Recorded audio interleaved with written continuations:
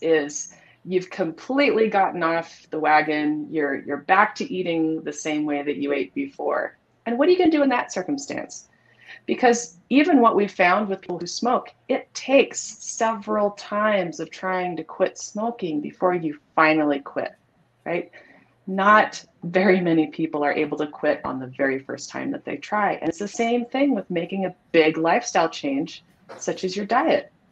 So what are you going to do in that circumstance? Are you going to beat yourself up and say, I can never do this? This is the end of it?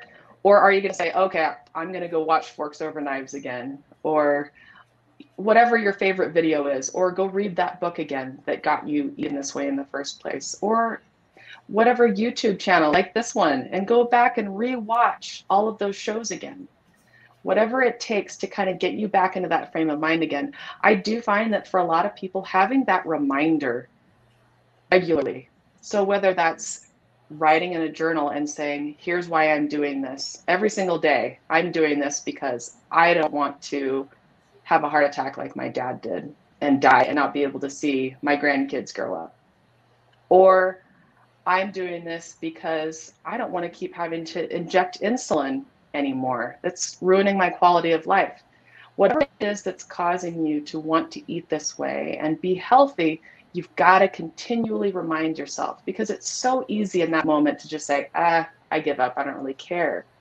But if you can go back and remember why you started doing this in the first place, that will help you with not only those temporary lapses, but also on the big relapses, because they will happen. And so you just go back to, why am I doing this? What are the benefits? And what can I do to prevent this happening again? And like I said, have that support person, have somebody you can call, have those books, those videos ready to go so that you have that available. And make a plan for, if I'm going to go eat out, I'm going to be with someone, here's what I do. So here's what I do personally. When I'm going out with people who don't eat the way I do, I eat ahead of time so that I'm not hungry when I get there.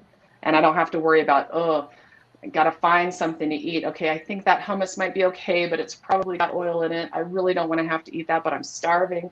So if I'm not hungry, I don't even have to worry about it, and I can just have a good time and drink my water.